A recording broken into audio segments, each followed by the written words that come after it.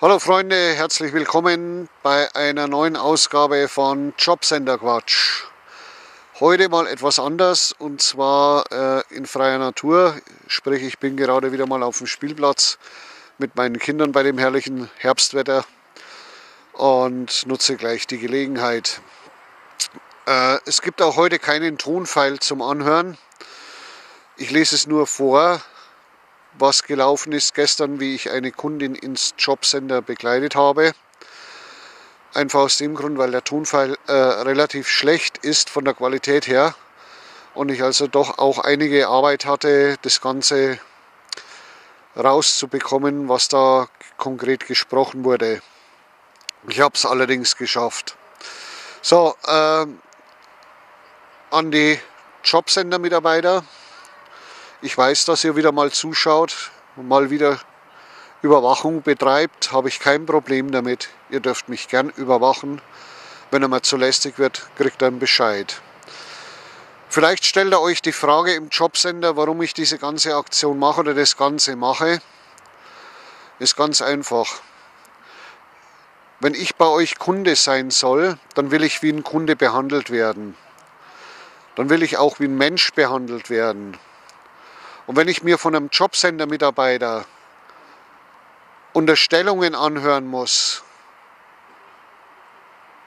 wenn man vom Jobcenter her in mein Privatleben eindringt, dann werde ich mich zur Wehr setzen und werde in eure Jobcenter-Agentur oder wie auch immer ihr euch heute nennt, eindringen. Und genauso wenig Respekt vor euch haben, wie ihr vor mir habt oder vor anderen Hartz-IV-Empfängern. Ich werde im Anschluss, nachdem ich das verlesen habe, was ich vorlesen will, noch einiges dazu sagen. Ihr könnt es euch anhören oder nicht. Ihr könnt als Gehilfen, als Schergen der ganz oben weiter so machen, wie ihr bisher gemacht habt.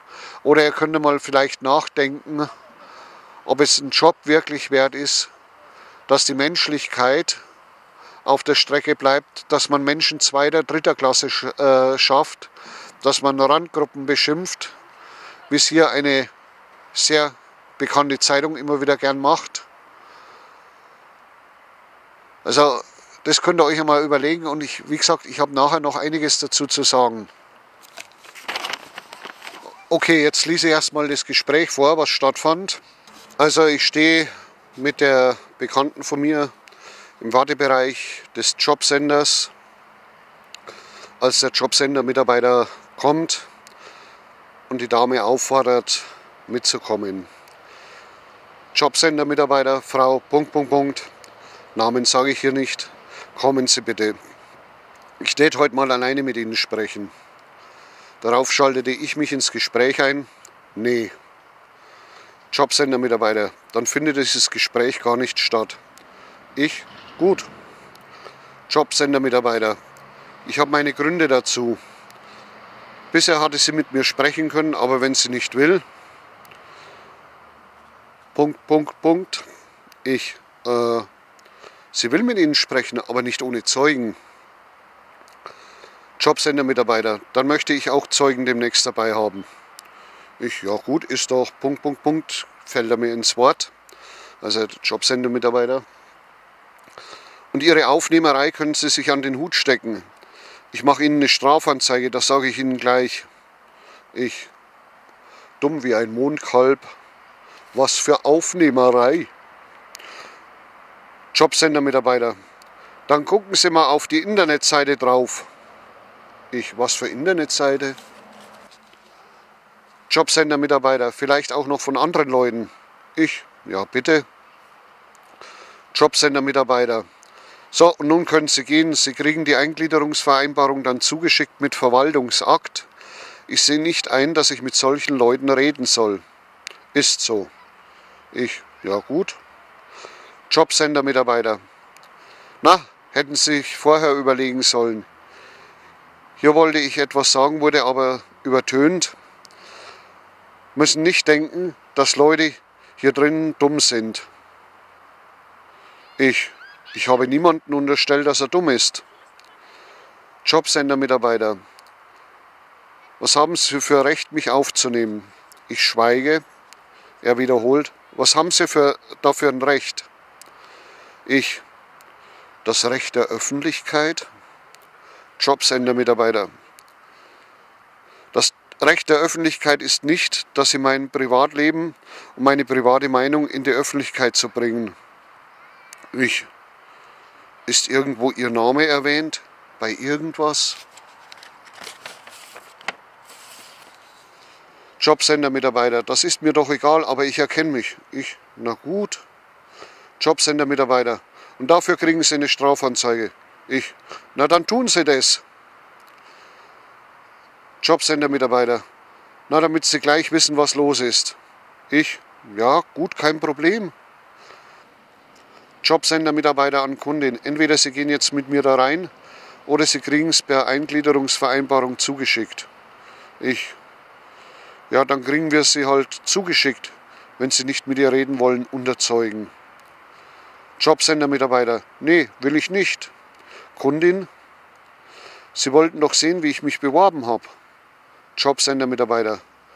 Das können Sie hier lassen, aber die Eingliederungsvereinbarung kriegen Sie zugeschickt. Kundin. Die hätte ich eh nicht unterschrieben. Jobcenter-Mitarbeiter. Und warum nicht? Kundin. Weil Sie mir einen Verwaltungsakt zuschicken können. Jobcenter-Mitarbeiter. Dann kriegen Sie es halt als Verwaltungsakt. Damit war dann das Gespräch beendet und wir sind gegangen.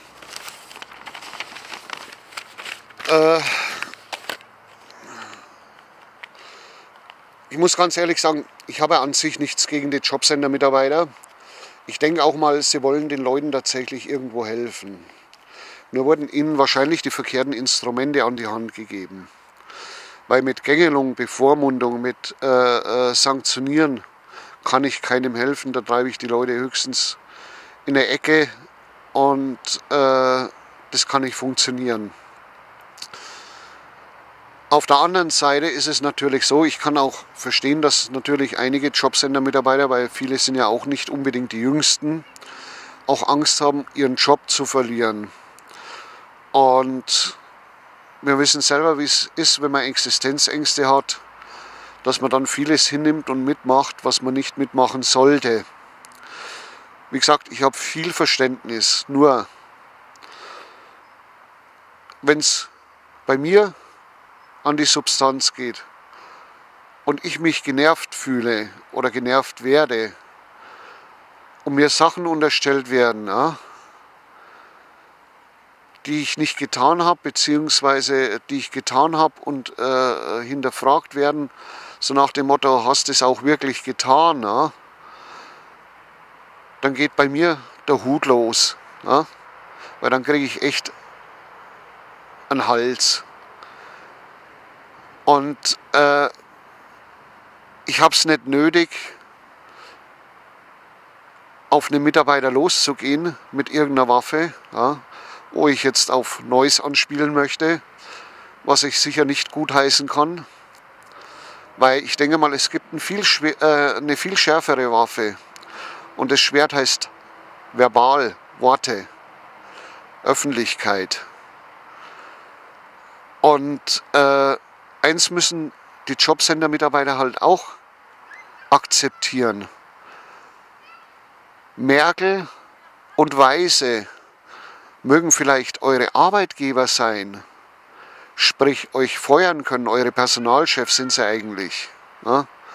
Bezahlt werdet ihr von all den Leuten, die hier in Deutschland leben, vom Volk, von den Bürgern.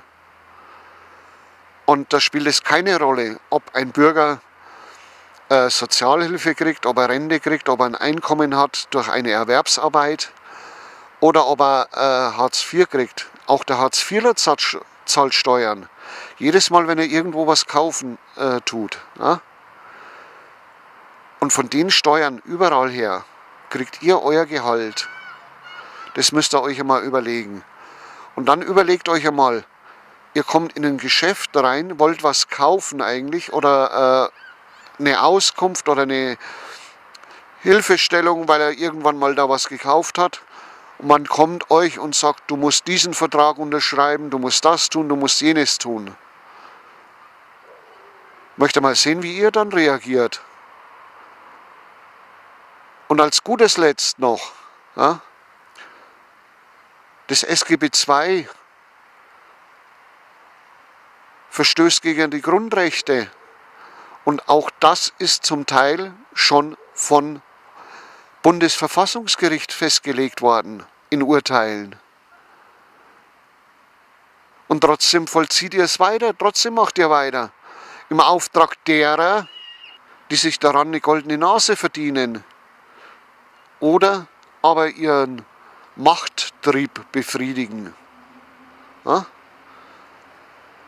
Ihr macht immer schön brav das Spiel mit. Und das Spiel mitmachen, das hatten wir schon mal. Und das ist noch gar nicht so lange her. Und da wird heute noch gern drauf rumgeritten. Aber gelernt haben wir scheinbar nichts draus. Und jetzt könnt ihr euch einmal überlegen, ob das wirklich ein Job wert ist, um andere Menschen zu zerfleischen. Wie gesagt, ich unterstelle euch einmal im Grundzug her, dass ihr vielleicht sogar helfen wollt. Aber nicht mit diesen Mitteln, die ihr verwendet und die ihr versucht an den Tag zu legen. Und schaut einmal her,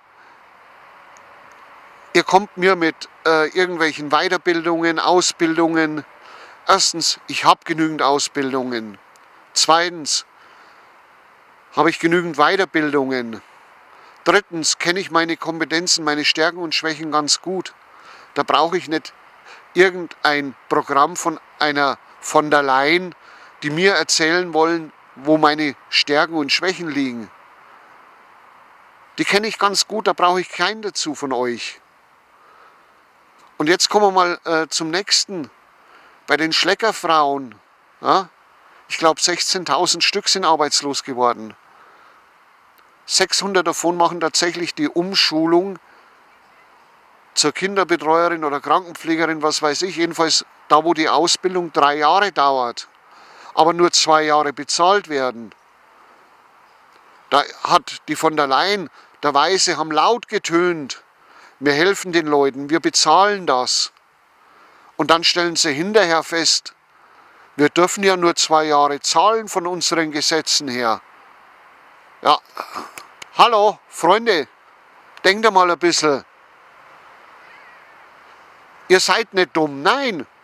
Ich denke mal, ihr seid an sich intelligente Menschen, wache Menschen, die sich einfach nur einlullen lassen von dem Gesabberer billiger Politiker.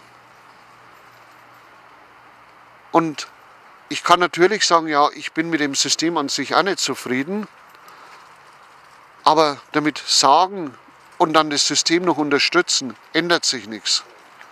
Sonst dann muss ich anfangen, auch an dem System was zu verändern. Und was ihr sicher nicht brauchen könnt, das ist mir schon klar, ist Öffentlichkeit in euren Amtsstuben. Aber überlegt euch einmal eins, nur so können wir eine Änderung des Systems bewirken. Habt ihr euch einmal überlegt, warum es heute keine Beamten mehr gibt in dem Bereich? Warum nur noch Angestelltenarbeitsverträge unterschrieben werden? Ja, damit man euch besser unter Druck setzen kann, damit ihr schön brav funktioniert. Wo habt ihr noch Zeit zum Leben? Wirklich zum Leben? Wo sind denn eure Wünsche und Träume geblieben, die ihr mal als junge Menschen gehabt habt? Die schmeißt man über Bord. Für was? Für was, dass ich mich von einem System kaputt machen lasse? Also nein, danke. Wenn das System heißt Buckeln für Banken und Konzerne, für Überwachung total. Und dass eure Überwachung funktioniert, sieht man ja, indem man auf meine Internetseiten herumgrabt. Ne?